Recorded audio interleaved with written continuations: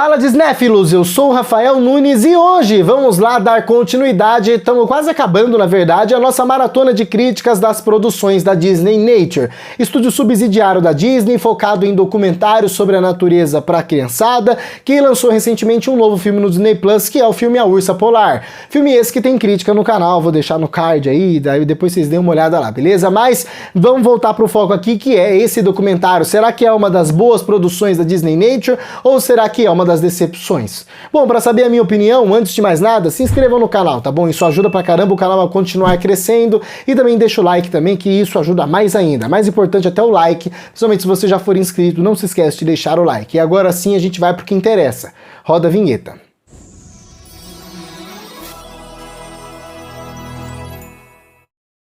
Born in China, Nascidos na China, filme de 2016, dirigido por Lu Xun.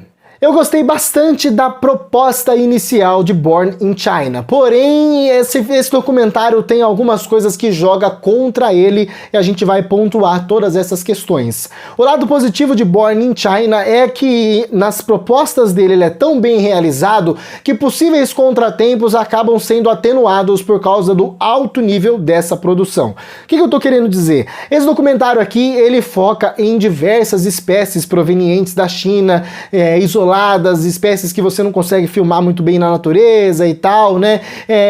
Quase vivendo ali o seu ciclo da vida. Coisa que a gente já sabe, já virou clichê eu falar isso nos vídeos sobre Disney Nature, é de praxe dos documentários da Disney Nature. A maioria deles, quase todos praticamente, foca em relações de mamães e filhotes, é geral. E esse é o caso de Born in China. Só que Born in China não vai pegar uma espécie ou duas espécies ali para focar nessa relação, né, que é maternal, né, de mãe para filhote. Não, ele vai lá e pega meia dúzia de espécies, né? A gente tem a garça, a gente tem panda, ó, motinha do caralho.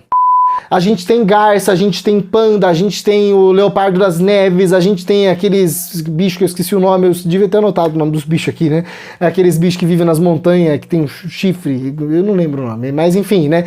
Tem um monte de espécies diferentes sendo abordadas, né? E a maneira com que esse documentário aborda esse ciclo da vida de todas essas espécies ao mesmo tempo e com que ele é montado, com que existe a progressão da história, acaba que pode jogar um pouquinho contra esse documentário, porque conforme você está assistindo ele tem um cheiro, ele passa uma sensação de Growing Up Wild. Se vocês não entenderam essa minha colocação agora, eu recomendo que você assista Growing Up Wild, né? Mas a sensação é basicamente a mesma. E por que a sensação é a mesma? Por mais que aquele lá tenha uma proposta muito mais errada do que a proposta desse aqui.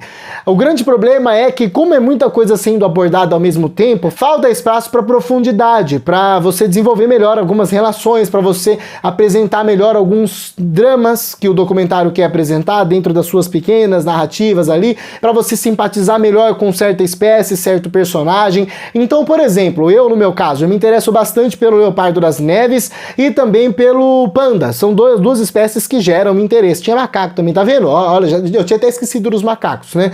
Quando você se interessa por uma espécie, você quer ver mais daquilo, e esse documentário não te dá mais daquilo. Ele perde tempo que ele poderia dedicar focando em uma espécie só, focando em outras espécies que você não necessariamente tem tanto interesse assim, sabe? E isso joga contra o documentário, sabe? Porque você perde o interesse por ele com muita facilidade. E infelizmente, por mais que tudo que esteja sendo contado é muito bom, sabe? A questão é, os documentários da Disney Nature têm por característica, o foco em uma espécie, no máximo duas ali, e o desenvolvimento das relações muito profundo e bastante informação sobre o modo de vida dessa espécie, né? Agora, nesse caso aqui, nem relação entre essas espécies existe, né? Quando você pega Reino dos Felinos como exemplo, você tem ali espécies diferentes, mas existe uma relação entre elas. Dolphin Reef, por exemplo, também existe uma relação entre as espécies ali do Recife. Agora aqui não, é tudo muito isolado, sabe?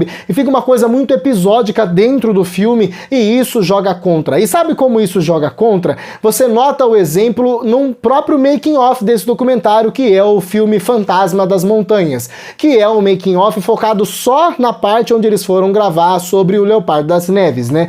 O foco nessa narrativa, nessa história de como eles foram lá para aquele cafundó do Judas, a não sei quantos mil metros de altura, filmar esse bicho que vive escondido, né, faz com que a gente fique muito interessado até o final. Eu não sei se chega a ser o caso de o making of ser melhor do que o próprio filme, como a gente tem em outros casos da Disney Nature, mas, sem sombra de dúvidas, o patamar é quase o mesmo, e no caso do making of da parte do Leopardo das Neves, você tem tanta profundidade, tanto foco, que fica mais interessante, o documentário te mantém mais preso, mais interessado até o final. Agora, quando você pega o outro documentário making of desse aqui, esse aqui no caso tem dois, que aí é o documentário Expedição China, ele é mais aleatório, porque tem várias coisas acontecendo, várias equipes sendo mostradas, várias espécies sendo mostradas, um monte de coisa pra falar, e o documentário se perde na hora de contar como é que foi contar esse documentário, que também se perdeu. Fica uma bagunça, sabe? E é esse o grande problema que joga contra Born in China. Eu não sei como é que funciona a proposta da Disney Nature, na verdade não é que eu não sei, é claro, né?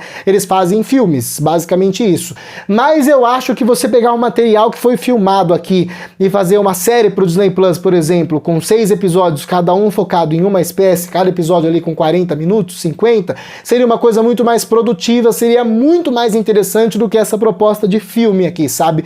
Justamente por causa dessa falta de oportunidade que o documentário tem de se aprofundar nas espécies com mais foco. Que é esse o grande problema do documentário pra mim. Porque tecnicamente ele é muito bem realizado. Você nota no making of a dificuldade de você captar as imagens que foram captadas aqui, e todas elas excepcionais. A montagem do documentário, apesar da ideia falha, é uma montagem bem realizada. Eu gosto demais da narração do John Krasinski, sensacional. Eu gosto da maneira com que ele emprega a voz, com que ele dá emoção. Gosto das mensagens transmitidas, gosto dessa coisa de ciclo da vida, tem uma coisa emocionante, da mistura também com a cultura chinesa, que é muito legal, ela é muito bem incluída no documentário. Então é um documentário que tecnicamente é muito bem realizado, a trilha sonora é impecável, né? O uso de câmeras aceleradas, de closes, de câmeras lentas, de câmeras aéreas, de planos gerais, é tudo perfeito tecnicamente, assim como a grande maioria dos filmes da Disney Nature. É uma pena que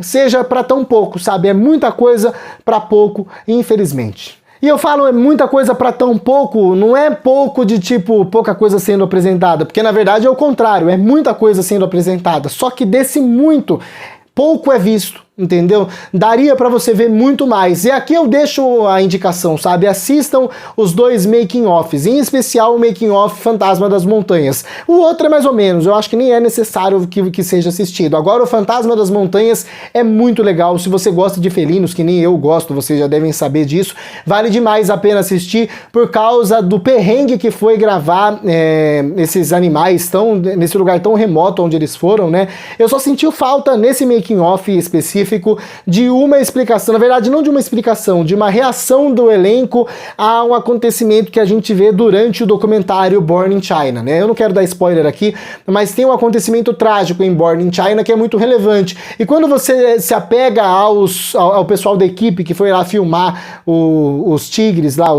puta que pariu. Ai, que burro, dá 0 pra ele. Quando você se apega a esses membros da equipe que foram a esse lugar remoto filmar esses leopardos das neves e você se lembra daquele acontecimento, eu pelo menos gostaria muito de ver como foi a reação deles a tal acontecimento, sabe? Mas o documentário não mostra, não sei se por medo de estragar a narrativa, por medo de estragar a historinha, a mensagem, não sei qual foi o problema, mas eu gostaria de ver, talvez seja o único ponto negativo desse documentário sobre o documentário, que eu falei que ia inventar um nome para esses documentários, mas não inventei, mas não vem ao caso, né? Eu acho que de maneira geral, Born in China é uma boa opção. Nos 2 documentários que falam sobre ele, você tem sempre aquela frase, é o filme mais ambicioso da Disney Nature. Realmente ele é um filme muito ambicioso. Talvez toda essa ambição tenha atrapalhado um pouco no desfecho final, mas ainda assim é um bom documentário, é uma ótima opção, tá na prateleira de cima das produções da Disney Nature, sem sombra de dúvidas. Por isso que para Born in China eu dou uma nota 7. E agora eu quero saber a sua opinião aí. Vocês acham assistiu ao documentário ou não. Se assistiu, concorda comigo ou discorda, comenta aqui embaixo. Se não assistiu, se pretende assistir ou não, beleza? Comentem tudo aqui embaixo, vocês sabem que eu vou responder todos os documentários, deixar coraçãozinho, e você sabe de tudo aí, beleza? Se gostou do vídeo e gosta do conteúdo aqui do canal de Cinéfilos, inscreva-se e ative o sininho para receber as notificações dos próximos vídeos. Não se esqueça de deixar o like, que isso é importante demais para o canal continuar crescendo, e de me seguir nas minhas outras redes sociais também, que são essas aqui, ó. Por lá você fica por dentro das novidades do canal de Cinéfilos e do meu dia a dia também, beleza? E é isso. Muito obrigado a você que assistiu a mais esse vídeo até o final. Até a próxima aí. Falou!